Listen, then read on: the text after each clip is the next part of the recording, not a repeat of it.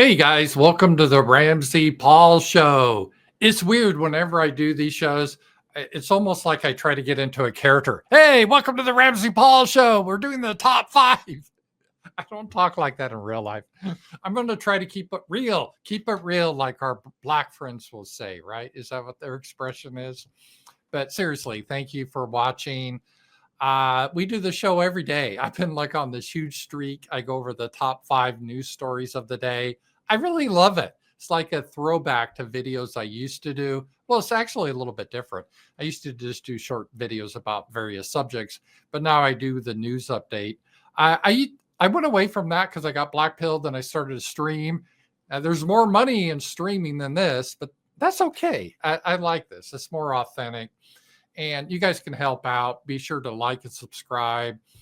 And oh, by the way, tonight is Tuesday night, so we have our roundtable on Substack. That's where we get together for an hour and just virtually talk about topics, whatever you guys want to do. It's a way to support me, so consider joining Substack. I do appreciate that. That's at 7 p.m. Central tonight. And I do read your comments now more. Years ago, I got kind of blackpilled about the comments. You got to have thick skin for the comment section. But I'm starting to read them again. And someone asks, is that a real globe back there? I'm like, yeah, I've had that globe. I'll tell you how long I've had that globe. That globe does not say Russia. It says the Union of Soviet Socialist Republics. It's an old globe. It probably triggers people like Owen Benjamin or Vox Day or any of the flat earth people. Oh, you're a sphere cuck. But yeah, I do have a globe. I've always liked globes. So we'll get into the top five stories. Now, you can probably see by the headline, the first story, I really got blackpilled. And I do like Trump, but Trump reminds me of being in a dysfunctional relationship with like a hot girl. I mean, she's really hot, so you stay with her, but she could be total bitch and you really don't enjoy it, but you really like have like great hot sex or something every once in a while. But then the rest of the 90% is just miserable, but you still kind of stuck in. You know, it's a weird dynamic. And that's kind of the way it is with Trump. He does so many things that are good that I feel he's on our side. And then he does stuff like, what the hell are you doing? And he had one of these, what the hell are you doing moments yesterday, his administration. And well, I'll show you. You guys probably are already seen this, but the Trump administration thought it would be a good idea that if your state or local government should boycott Israel. I mean, it's so random. It really should just be random, that whole thing. Like, why would you care? Israel's just another country like Iceland or Vietnam or whatever, right? Nigeria. But no, Israel. So if they boycott Israel, your state and local government, which you basically have no control over, well, sorry for you. You don't get disaster funds. Screw you. Yeah, there's obviously some problems with that. I don't know even where to start. I don't even know who thought this was a great idea. It sort of reminded me a little bit before the election. Remember they had that hurricane that hit North Carolina, was heavy flooding. And when FEMA went in, they didn't help people with Trump signs. And it was just outrageous. This is sort of similar. It's like, no, we're not going to help you, even if you had nothing to do with Israel.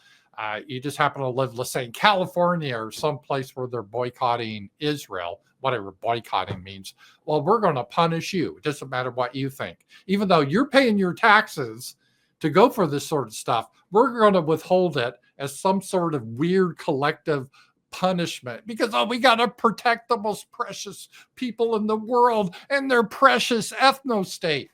It's just crazy. It's just crazy. And what added to it, it's not any other country. So you could be like totally boycotting the United States, trashing the United States. That's fine. You could do Germany. That's fine. Britain, fine. Russia, yay, probably encourage that. But Israel, no, that's a line too far. And it gets people wondering, is like, well, who really controls this country? There used to be a term I'm not going to use here on YouTube is a 3-letter term of our government. It starts with Z, okay? It rhymes with bog. You guys could probably figure this out. And, it's always like, that's kind of a cringy. It sounds too radical. But I'm starting to think it sounds pretty accurate now. It doesn't seem like we control our government. Obviously, if our politicians cared about us, they would put us first, right? That's America first, not some other country like Israel. But somehow they've redefined America first to mean, no. America first is we put Israel first, even higher than America. So you can burn the American flag, you can boycott America. We may not like it, but we're all Americans. That's your freedom to do so. Or with any country, but not Israel. It's crazy. And Trump got a lot of pushback on this. And the white pill is his administration, they do monitor social media, and they saw the huge pushback on this, and they kind of walked this back. But the idea that this would come up initially is just crazy. It's just this is how you really create anti-Semitism, because I don't think most young people in the Republican Party or MAGA, they have anything against Jews or anything. In fact, a lot of them are like, yeah, we like your idea of a homeland. We want those too for our people. You're a good example. So they have no ill will there. It's just that we always have to fund them.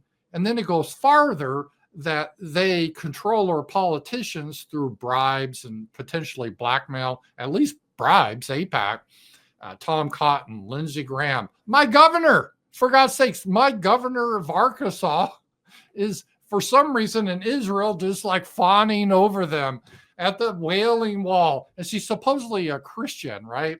In Israel, whatever you want to say about them, they're not Christian. In fact, it's illegal to share the gospel of Jesus Christ in Israel. But she doesn't care about that, even though that's God's commission to us, share the gospel to all the world. She doesn't care about that. She's going to worship Israel.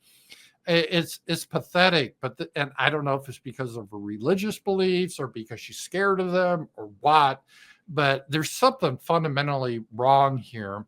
And we're seeing this, especially younger people, but even older people see this, but younger people are really getting upset about this in the MAGA movement. And there's a couple of good posts on X here. New, Israel has absolutely no support with Trump voters under 30, and Israel first policies are turning off even older MAGA diehards. This was Steve Bannon. And Steve Bannon, he's a Zionist, he's for Israel and all that. And again, I have no problems with the Jewish people having their homelands. I have a problem that my tax money has to go to their country while they commit genocide. I have a problem with that, but I don't have a problem with them having the homeland. But I have a problem saying that Americans can't get disaster relief because their local government isn't kissing Israel's ass enough. Yeah, I have a problem with that. And that's what people have a problem with. So it is these older GOP people are so tone deaf. And this one girl I follow, I guess she's somewhat famous. I don't know much about her, but she's posted something I thought was really good. Shoe on the head. I am now a single issue voter, and that single issue is did not touch that wall. And I love that. I'm getting like that too. Because, for example, here's my governor, right? And we have enough problems in Arkansas, but she decided to give a bunch of money to Israel from Arkansas. It's called invest, but they're giving it, right? So my tax dollars, not only through the federal government, but through my state government, are going to Israel. And here's my governor. She's there just like crying and it's just humiliating. It's just like, oh, please throw us a bone. I love you so much. I will deny my Savior, Jesus Christ. I won't preach the gospel. Oh, no. I will give up my birthright in America for you. Israel, we worship you. Please, Massa, just be nice to us. This is the most pathetic photo I've ever seen, but it's repeated over and over. I've seen Trump do this. Lindsey Graham, you all have to go here and pay homage to our masters by touching their effing wall, right? And I'm saying to hell with that. I am tired of that wall. I'm tired about the whole thing. We need American politicians that are actually here in America, maybe touching walls in America, not going to some foreign land that hates our savior and then groveling. It is pathetic, but this is where we are right now. And I'm with you in the head. If you have to go and touch the wall, in my opinion, what that is showing is you're rejecting Christianity, because you are. Because again, the state of Israel, they reject Christ. It's illegal to proclaim the gospel there. And you're rejecting the United States as our homeland. You should be proud of our country, not going to a foreign country and acting like that. It's embarrassing. I'm embarrassed being in Arkansas, seeing her grovel like that to a foreign nation, like she's a sex slave over there and just happy about it. It's horrid. And this is where we are right now. And we get this, even Mike Johnson, this weird heresy that came about in the 19th century in Christianity. Again, this didn't exist before the 19th century. It came through the Schofield Bible. And it was this whole idea that we need to bless the current Israel, otherwise God won't bless us. And this is Mike Johnson. He delivers a speech at the Wailing Wall in Israel, adding that the Bible tells Christians to always stand with Israel, a nation founded in 1948. And as this senator, thank God, said, Mike Johnson is wrong. The covenant God made was fulfilled in Jesus Christ, not in 1948. Yes, we're under the new covenant. If you don't believe that, that's fine, but you're not a Christian. So if you're a Christian that still believes the Jews are God's chosen people, you are rejecting Christ, because the New Testament makes it very clear the new covenant, everyone that's chosen now are those who believe in Christ. It doesn't matter if you're Jewish ethnicity, whatever your ethnicity is, you are now chosen because you receive the blessing of Jesus Christ. So it's a heresy. And this idea that our foreign policy is dictated by this heresy that is anti-Christian is just crazy. And, whatever, people want to have their religions. I don't really care. And if you want to believe this nonsense, hey, it's your soul that's going to hell, not mine. So if you want to believe this nonsense, I guess it's up to you. But don't change our foreign policy that we put another country first because of your weird-ass heretical beliefs. And this is what we're seeing here. And it is quite embarrassing on that. And let's see here. I have something else on that. Yeah. So that was the number one news story. Again, Trump was trying to tie disaster relief to your support of Israel or your local government support of Israel. All right. Let's take a look here too. We have Marjorie Taylor Greene brought up some issues, and this is the question: is Trump and the administration, are they moving away from MAGA?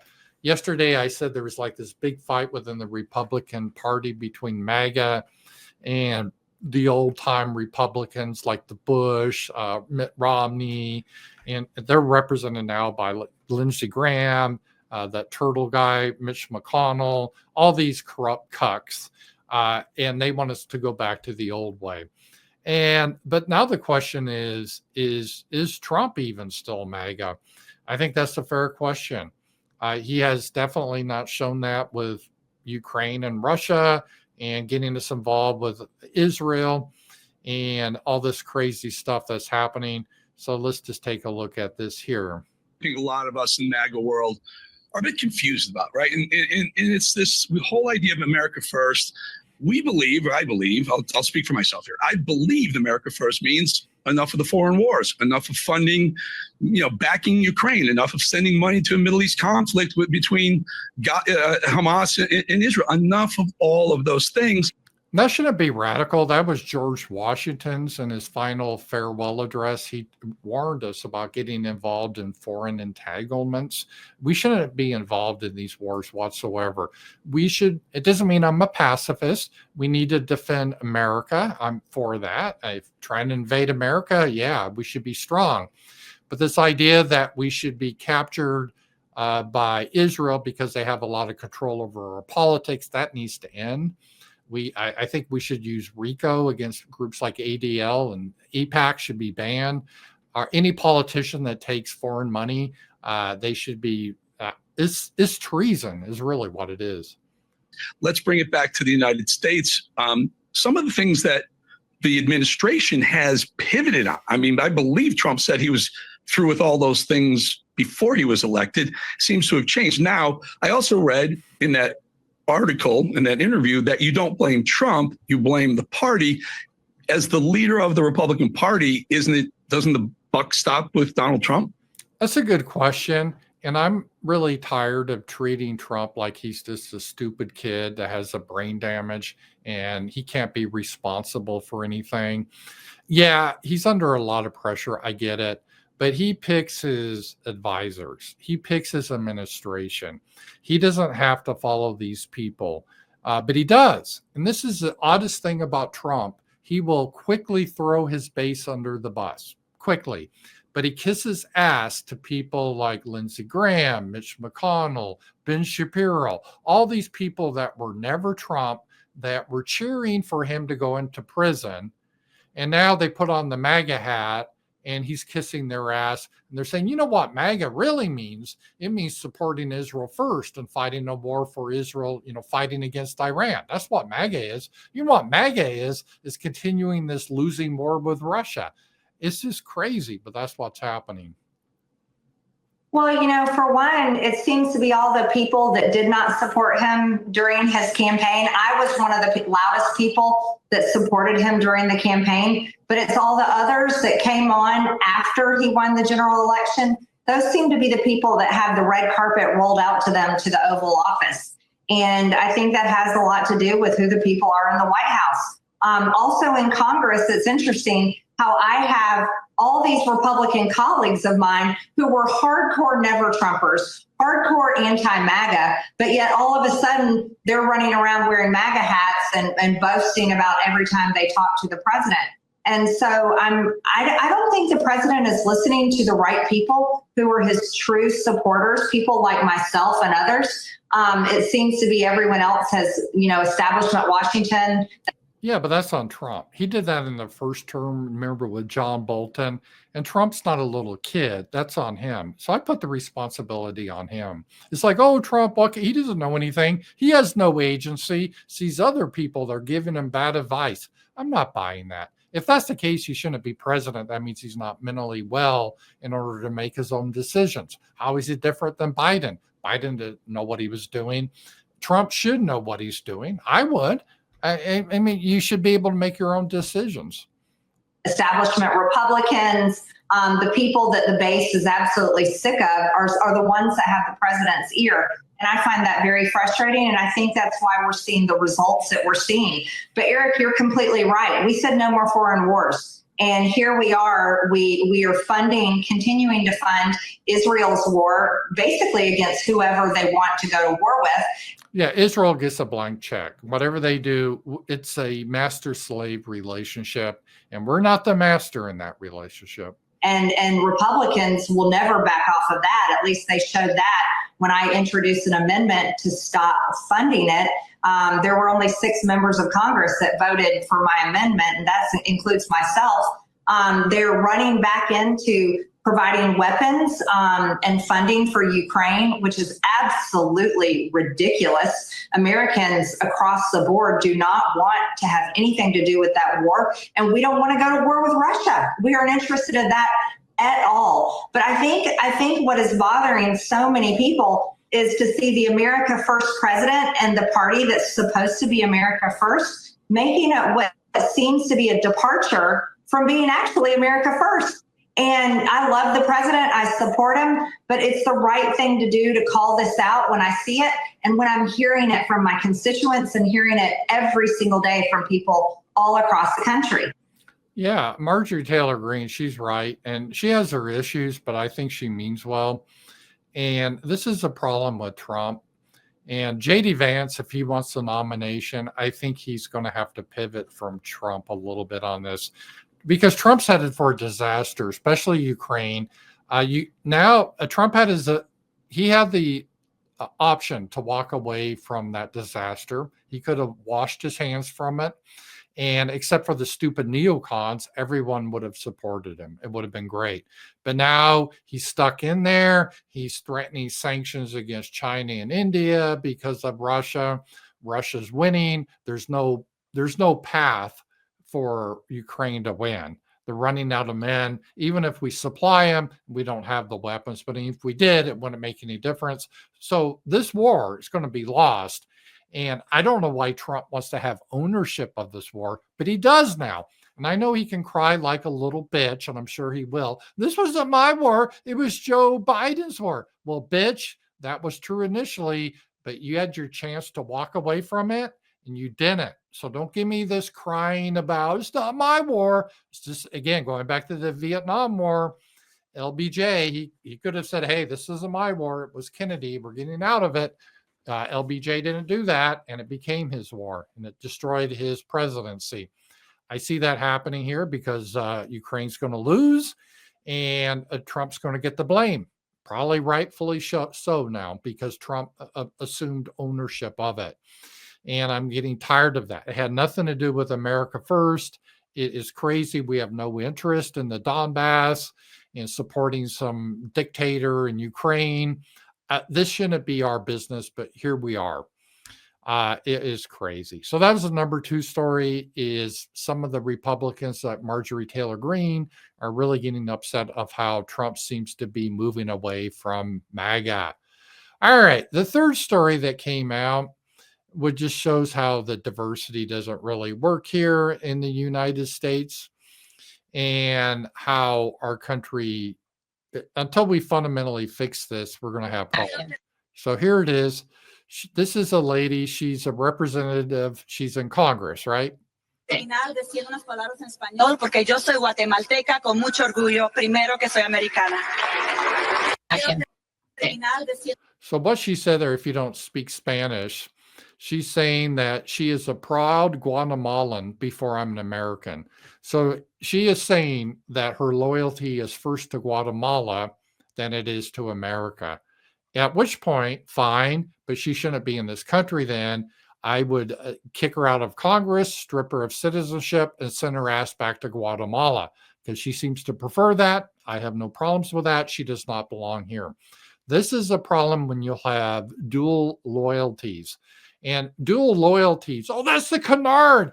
That's nice. I don't even know if these people have dual loyalties. Their loyalty is to their ethnic homeland invariably. America's way down the list. Like, do you really think Ben Shapiro has dual loyalty? No, he doesn't. Israel's number 1. You can't serve 2 masters. Someone in the Bible said that. You ended up hating one over the other. That's just what happens. And so this is an example of how it just doesn't work here.